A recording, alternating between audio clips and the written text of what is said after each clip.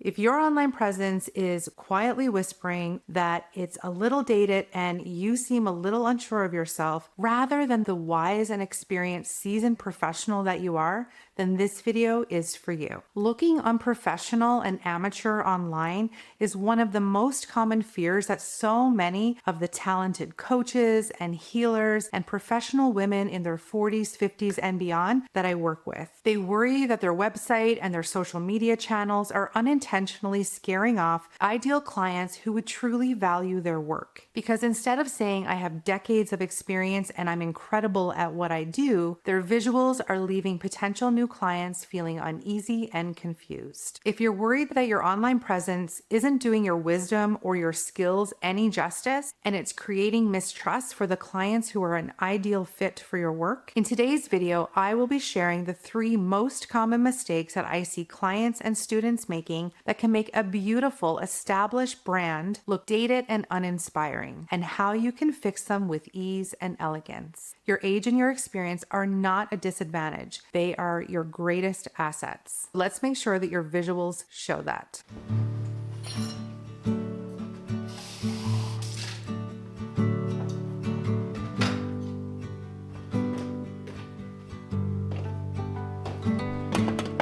Trusting your instincts, realize that knowing looks different to each. When living authentic, do more exploring, deeper than knowing just what is essential for life that is thriving. Go deep, mute out the chatter, feel it, burn off the fire, let go. The first mistake that can instantly date your brand is inconsistent typography. In other words, your fonts are not speaking the same language. This happens when your design feels like a hodgepodge of mismatched fonts and styles, a curly script here, a thin modern font over there, maybe a bold, entirely different font used for buttons or quotes. Individually, each one is fine on their own, but together they compete rather than connect. And when that happens, your audience feels it. They might not get it immediately or understand why they want to click away, but they do. And design is not just about aesthetics. Good design creates clarity, not stress. By using too many clashing fonts, it's making your readers' eyes work harder than their minds should, so they feel overwhelmed and they want to click away. Remember, typography helps you tell a story. And when there are too many voices in that story, it just creates noise. You can think of it this way. Imagine you're going into a meeting for the first time. You're meeting with a financial advisor or a lawyer, and they greet you at their office door wearing a pinstripe suit, a loud florally scarf, and neon sneakers. Each piece on its own is totally fine, but together the message feels confusing and maybe a little uncomfortable for some. So how do we fix it? The first step is to simplify. You only need 2 fonts. I recommend choosing a readable sans serif font for your body text. You could try something like Open Sans or Laura, or one of my personal favorites is Carla. Your body font is used for larger blocks of text, so legibility is key. Then pick a contrasting font, but a complementary font for headings. Something with just enough distinction to create character and elegance without shouting or competing with other styles and visuals on the page. If your body font is simple and modern, you can pair your heading font with something that's a little more classic and elegant. I recommend choosing a serif font for headings, something like Playfair Display or Cormorant Garamond. I'm not sure how to say it exactly, but I'll leave it in the description below. The key is really harmony and hierarchy. Your headlines draw attention while your body text delivers clarity. 2 fonts used consistently communicate calm authority. It's the visual equivalent of a well-tailored suit. Effortless and timeless. And while we're on the topic of fonts, I do want to mention something that I often see my clients doing that creates a lot of overwhelm for their audience without even realizing it. That is putting too many big blocks of text together on a page or on a little graphic, for instance. Simplicity is not just about the fonts that you choose, but it's also how you use them. Even if the words you're expressing are beautiful and poetic, if there's too many words crammed together on the page, it's just going to make everything feel dense and overwhelming. And chances are your audience is not going to be reading it. Give your words room to breathe. Make sure there's white space on the page. Break long paragraphs down into smaller sections, add space between lines, and use subheadings to guide your reader's eye. White space isn't wasted space. It's what gives your message clarity and calm. And it's truly one of the fastest and easiest ways to elevate your visuals and your online presence and to make everything feel calm and spacious and like an online space where your audience wants to spend their time. You want your visuals to engage your audience, but you also want them to feel at peace and you want it to be enjoyable when they engage with you. When you combine clear hierarchy, consistent fonts, and a generous use of white space, your visuals and your online presence begin to exhale. Okay, so let's talk about mistake number 2, which is uninspiring or dated imagery. We all know what we're talking about here because we've all seen it. So this mistake, I'm talking about the photos that you're using. And there are 2 main culprits that come to mind when I think about these photos. One is the overly generic, overused stock photo. And the second one is the low quality selfie. So let's start with the stock photos. You've seen them, you know exactly what I'm talking about. It's the overly perfectly diverse group laughing in a boardroom. It's the silhouette meditating on a mountaintop. Or it's the classic stressed out parent or office worker holding their heads on their forehead like they're ready to implode. These images, they're polished and they look somewhat professional, but they're so overused and uninspiring, they completely disconnect your audience from the message that you're trying to convey. Okay, so let's talk about the other culprit, the blurry selfie, where I'm talking about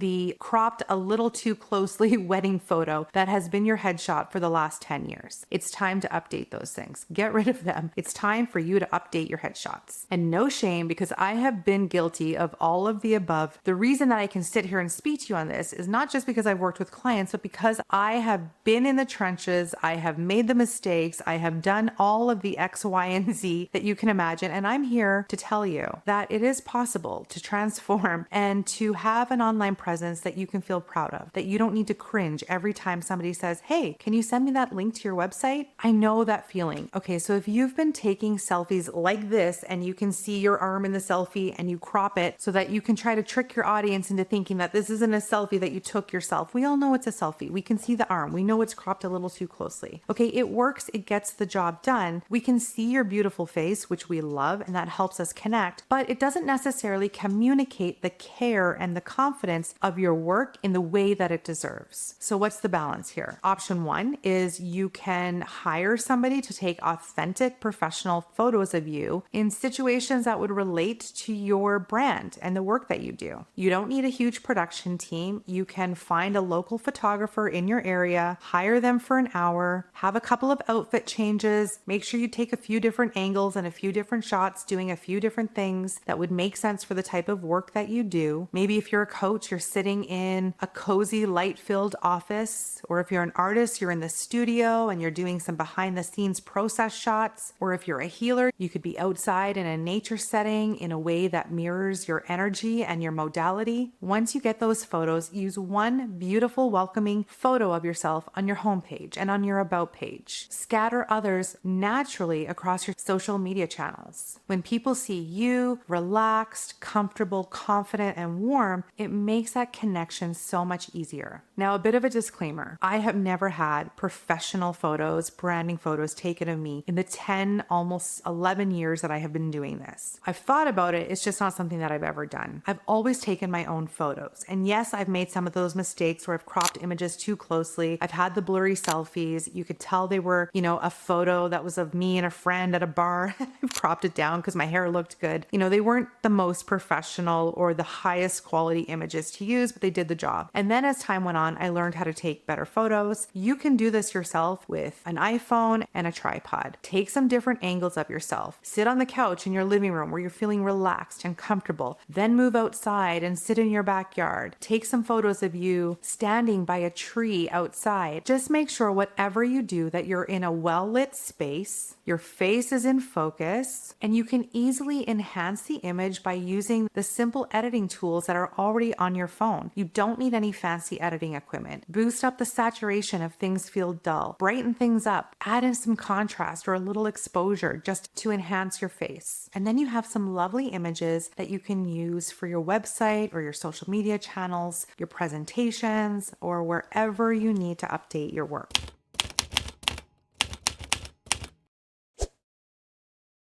Okay, so before we move on to the final mistake, if you're realizing that your online presence and visuals might need a little love, might need a little refresh, but you're not sure where to begin, I have something that could help. I used to teach a course called Visual Marketing for Beginners that helps business owners to communicate their message through their visuals in a way that feels authentic and clear and aesthetically engaging for their audience. I'm in the middle of revising this course, and that will be launching again in the new year. If you would like some help or you would like to be notified when that course launches, then get on my newsletter list so you can be the first to know when it is available. I'll leave the link in the description below. All right, so let's talk about the last mistake that I see a lot of solopreneurs making, and that is using a chaotic or a low contrast color palette. This for me is one of the most challenging ones. When I'm talking about a low contrast or chaotic color palette, what I'm talking about here is creating a color palette that has clashing colors, meaning they're not harmonizing well together, or it's so muted and hard to read that it just completely falls flat. There's not enough contrast in the color palette to make it engaging or inspiring.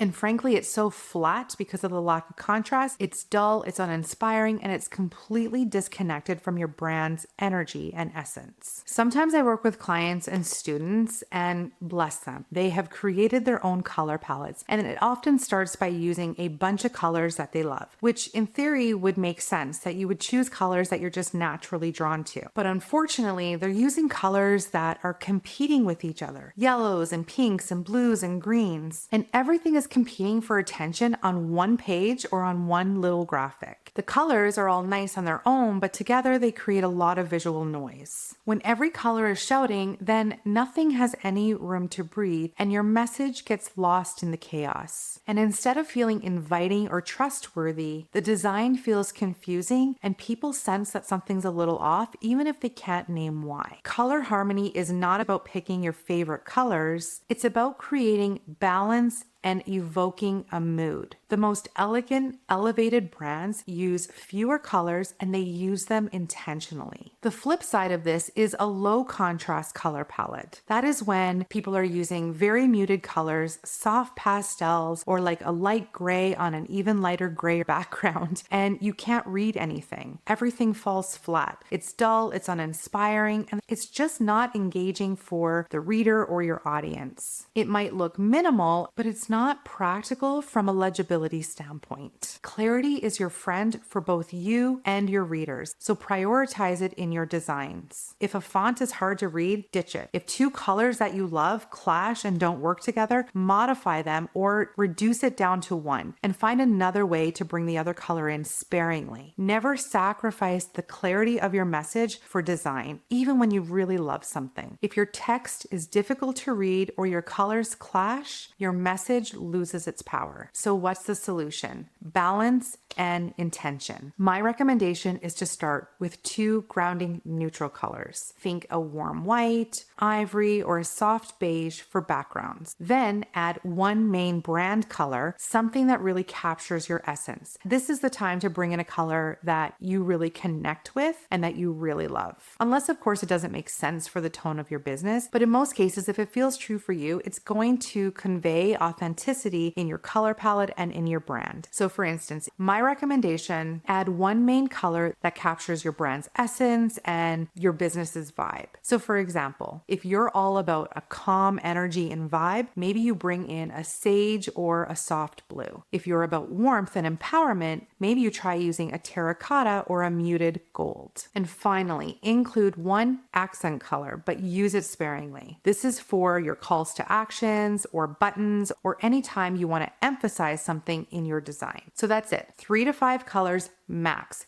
Keep it simple. After all, we are not graphic designers, so you don't want to overcomplicate this in any way. The less colors and the less fonts that you use, the less design decisions you have to make, the easier it's going to be for you to create a consistent, cohesive brand across all of your social media channels and across all of your online presence. A cohesive palette doesn't just make your brand feel elegant and elevated, it makes it feel intentional and easy to engage with. People want to stick around when they feel calm in a space or something feels warm and inviting versus hard to read or overwhelming or just uninspiring. Okay, so let's bring it all together. The 3 common visual mistakes that can quietly make your brand feel and look dated and unintentionally scare away potential new clients that would value your work. 1, inconsistent typography. 2, uninspiring or dated imagery. And 3, a low contrast color palette. And the solutions, they're simple, but they're powerful. Simplify your fonts, use photos that evoke emotion and convey your message clearly. And 3, choose colors that feel calm and harmonious and in alignment with your brand's message. Building a timeless online presence isn't about adding more to what you already have. It's about refining what's already true for you and then letting that shine through. It's your experience, your wisdom, and your presence that people are drawn to. So let's make sure that your visuals reflect that. And a quick note before we wrap up today, everything I've shared in today's video are for those who feel disconnected and that little pang of discomfort anytime somebody says, hey, can you send me a link to your website? Or where can I find you on Instagram? Or when you're about to share your work with somebody and something inside of you hesitates. If you've ever felt that cringy feeling in your body before having to send a link to your work out to a new client, or if your visuals feel out of date or not quite like you anymore, then I'm talking to you in this video. Of course, there are plenty of people online who break every design rule or who have no real aesthetic in their brand and don't really put any effort into their visuals at all, and they're still killing it online. But it does make an impact, especially on you. The way your online presence looks affects how you feel about showing up. It affects how you feel about sharing your work or inviting people into it. I'm currently revising a presentation slide deck for my client, Tara, and she said to me, she just wants to be able to onboard her new clients or take them through her business process and not want to cringe every time she has to open up a presentation to share with her clients. That's what I want for you. That's it. I think we owe it to ourselves to not have to feel that way and to feel proud about the work that we're putting out into the world. You want your professionalism, your skills, your expertise, your wisdom to reflect that in your online presence so that you attract the right clients into your work, the people who truly value what it is that you do and will benefit from the offerings that you have. It's not about perfectionism. It's not about keeping up. It's not about trying to be the trendiest or the most modern business in your niche. It's about removing the friction between your brilliance, your radiance, your expertise and professionalism and the way you feel about showing up and bringing it to the world. So if your current visuals are holding you back, then start small. Choose just one thing you can update right now. Maybe it's replacing one of the fonts that you have. Maybe it's getting rid of one of your colors and bringing in a calmer, more aligned color that feels reflective of your brand's essence. Maybe it's updating an old photo that you've been using that feels out of date or is uninspiring for your audience. This is about feeling proud of how you show up, and that changes everything. If this video was helpful for you today, please hit like and subscribe so you can get more slow, soulful design content and tips to help you show up authentically online and resonate deeply with your ideal clients when they find you. And don't forget to visit the link in the description below to get on my newsletter if you want to be notified about when my new course launches that's going to help you create visuals that feel calm and soulful and aligned with your brand's message so that you can create an online presence that finally feels like you. Thank you so much for watching, and I'll see you again next week, same time, same place.